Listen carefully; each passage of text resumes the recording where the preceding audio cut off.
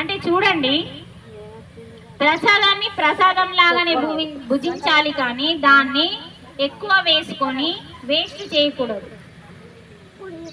ఎంత కావాలో అంతే వేసుకోవాలి. ఎంత తినన్నో, మీకు ఆకలి, ఇప్పుడు ఆకలి అయింది, తింటున్నారు, ఇంకా గింత పడుతుంది, అప్పుడు ఆపేసేయాలి. అది ఒరిజినల్ తిండి, ఇది భగవద్గీత నేర్పింది, నేను కాదు. అంటే మనకు ఇంకా 2 ముద్దలు అయితే మంచి కడుపు నిండా అవుతుంది అన్నప్పుడు ఆ 2 ముద్దలు ఆపేయాలి.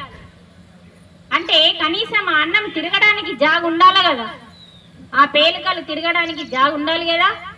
అందుకనే భోజనాన్ని మితంగా భోంచేయాలి. ఇల్లింటికాడ మితంగా భోంచేయమన్నది మేడం ఎందుకని కాదండి, మీ ఇంట్లో కూడా పెళ్లికి వెళ్తే కూడా అక్కడ మీకు ఇష్టమైన 4 కూరలు ఉన్నాయనుకోండి, మీ మనసు ఏం చెప్తుంది? ఏం చెప్తుంది? వేసుకో వేసుకో లాగించు. కానీ నీ బుద్ధి ఏం చెప్తుందో తెలుసా? అది కూడా చెప్తుంది పాపం, కానీ దాని మాట నీకు వినబడదు. అవునా కాదా? ఏందది అని చెప్తుంది.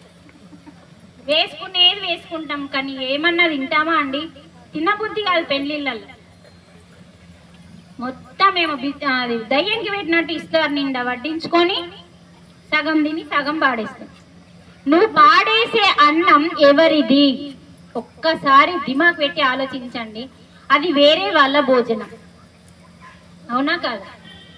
నీకెంత కావన్నో అంత వేసుకో. అక్కడ పెట్టింది వాళ్ళు, అందుకే నువ్వు గింత వేసుకో అని పెట్టలే. నీకు ఇష్టం ఉన్నది వేసుకో, నీకు ఇష్టం ఉన్నంత తినని పెట్టు. కానీ ఇక్కడ నీ బుద్ధిని ఉపయోగించి ఇస్తారు ఎలా ఉండే, వేసుకోకన్నా ముందు ఇస్తారు ఎలా ఉంటుందండి? ఖాళీ. మరి తిన్న తర్వాత ఎలా ఉండాలి? అలాగే ఉండాలి. అందులో ఏ ఒక్క కూర ఉన్నా, ఏ కొంచెం చపాతి ఉన్నా, ఆ అన్నానికి మీరు కర్మ చేసుకున్నట్టు ఆ అన్నానికి మీరు కర్మ అనుభవించాల్సిందే. మనకు ఒకప్పుడు తెలియలేదమ్మా, భగవద్గీత నేర్చుకున్నప్పుడు తెలిసింది కదా, ఆచరించాలి. అంటే చెత్తలోకి అన్నం మెతుకు కూడా వెళ్ళొద్దు. ఫస్ట్ మనం ఎప్పుడు ఇంట్లో వంట చేసినా ఇంత కాస్త ఈ ప్రసాదాన్ని తీసి పక్షులకో, కుక్కలకో, పిల్లికో ఏదన్నా రాని ముందు నువ్వు తినకన్నా ముందు పెట్టాలి. నువ్వు తిన్నాక ఇచ్చేదాని పేరేంది? మిగిలింది. మరి నువ్వు తినకన్నా ముందు ఇస్తే మిగిలింది అంటామా? ఈ అన్నానికి ఆ అన్నానికి తేడా ఉందా లేదా? మిగిలిపోయింది అంటాం, అది ఇస్తే నీకు పుణ్యం రాదు. నువ్వు తినకన్నా ముందు చూడు. ఇప్పుడు వీళ్ళు వంటలు చేసిండ్రు ఇక్కడ, ముందు వాళ్ళు తింటారా? తింటారా? ఏ ఫంక్షన్లో మనం కూడా తిన్నాం కదా, అయ్యో చుట్టాలందరూ తినని అంటాం. దాని గొప్పతనం అది. ముందు అతిథులు తినాలి, తర్వాత లాస్ట్కు అంటాం మనం. చూడండి ఎంత గొప్ప విషయం అండి, ఇది మనం నేర్చుకోవాలి. అందుకనే మనం ఇంట్లో భోంచేస్తున్నామా, ఫంక్షన్లో భోంచేస్తున్నామా, ఎక్కడ గుడిలో భోంచేస్తున్నామా, నువ్వెక్కడన్నా భోంచేయి, అన్నము నీ కాళ్ళ కింద వస్తుంది అంటే నీకు పాపం అంటినట్టే. ఒక్క మెతుకు మన ఇంట్లో ఆడ మెతుకు పడ్డదండి, కాలు అక్కడ పడ్డదనుకో, కళ్ళకి తీసుకొని అద్దుకొని పక్కకు పెడతాయి. ఇంట్లో ఒక తీరు, బయట ఒక తీరా. మీరు చేసే ఫంక్షన్లల్లో అన్నం ఎంత వృధా అవుతుంది, అది మీరు కర్మ అనుభవించాల్సిందే.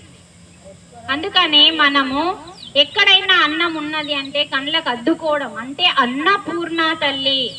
ఎంతైతే మనం అమ్మని గౌరవిస్తామో, అభిమానిస్తామో, నీ ఇంటిలో అన్నానికి కొరత ఉండదు. ఓకే, అర్థమైంది కదా? ఎక్కడన్నా భోంచేయండి. మీ ఇంట్లో కూడా మీకు ఇష్టమైన పప్పు, చారు, వంకాయ ఒక్క పొద్దు, ఒకటే పూట తింటా కదా, మళ్ళా తినా అని పొట్ట నిండా తింటామండి. ఏం ఆలోచనలు అండి మనవి. అరే మళ్ళీ తినం అని మంచి టైట్ తింటాం. టైట్ తిన్నాక ఇబ్బంది పడేది వాళ్ళండి. నువ్వు అంటే నువ్వు కాదు, నీ లోపలున్న ప్రేగులు, అవి నువ్వు పెట్టుకోలే. నీ కోసం దేవుని ఆజ్ఞ మీద పనిచేస్తున్నాయి అవి. నీ లోపలున్న ప్రతి అవయవము చాలా గొప్పయి, అవి నీ కోసం పనిచేస్తున్నాయి దేవుని ఆజ్ఞ మీద. వాటిని ఎవరైతే ఇబ్బంది పెడతారో అది చెడిపోతుంది. అందుకే ఒక్కొక్కటి ఎందుకు ఖరాబ్ అవుతున్నాయి అవయవాలంటే వాటి మీద మీకు గౌరవం లేదు, కృతజ్ఞత లేదు. అవి మన కోసం పనిచేస్తున్నాయి అన్న ఏ రోజన్నా మీకు భావన ఉందా? మీరు ప్రతి ఒక్క అవయవాన్ని ప్రొద్దున లేచి అంటే నా శరీరంలో ఉన్న ప్రతి అణువణువు నాకు ఉపయోగపడుతుంది. వాటన్నింటికి హృదయపూర్వకమైన కృతజ్ఞతలు, థ్యాంక్ యూ చెప్పి చూడండి, అవి చక్కగా పనిచేస్తాయి. మీకు ఆ భావం లేనప్పుడు మీరు అనవసరంగా తిండి వేసి అనవసరంగా చెత్త అంత వేసిండ్రు అనుకోండి. మనము ఒక్కటి గమనించండి, ఎవరైనా నాన్ వెజ్ తినే వాళ్ళు ఉంటే ఆదివారం వచ్చిందంటే గోళ్ళు కట్టిస్తాం, ఎంట్రికలు కట్టిస్తాం.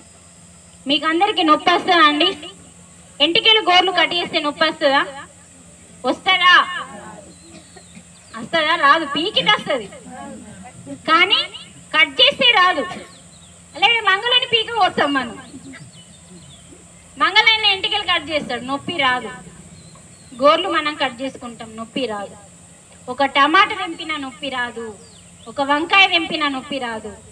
అంటే మన గోర్లు వెంట్రుకలు ఎలాగో చెట్టుకి తెంపే పండు కూరగాయలు అవి అలాగే. అంటే ఇవి కట్ చేస్తే ఎలా నొప్పి రాలేదో అక్కడ తెంపితే కూడా నొప్పి రాదు. గోర్లు కట్ చేస్తే మళ్ళీ వస్తాయా రావా? ఎంటికలు ఇవి ఎలా వస్తాయో ఆ టమాటాలు వంకాయలు తెంపినా కొద్ది వస్తాయా రావా? కానీ ఒక మేక పీక, ఒక కోడి పీక కోసేస్తే నొప్పి చూడండి. అది అమృతాహారం, నొప్పి లేని ఆహారం, పంచభూతాలతో తయారైన ఆహారం అమృతాహారం. బాధ పెట్టి హింస పెట్టి నరకాన్ని చూయించి పీకల్ని కోసే ఆహారం ఏ ఆహారం? విషాహారం. ఎందుకంటే అక్కడ దాని ఆత్మ ఘోష ఉంది. ఆ ఆత్మ ఘోష ఇక్కడ తినేటప్పుడు ఈ ఆత్మ ఘోష. అందుకనే మనం కూరగాయల భోజనము తెంపేటప్పుడు దానికి బాధ లేదు, అందులో నుంచి నీరు వస్తుంది. గోర్లు కట్ చేస్తే ఎలా వస్తుంది?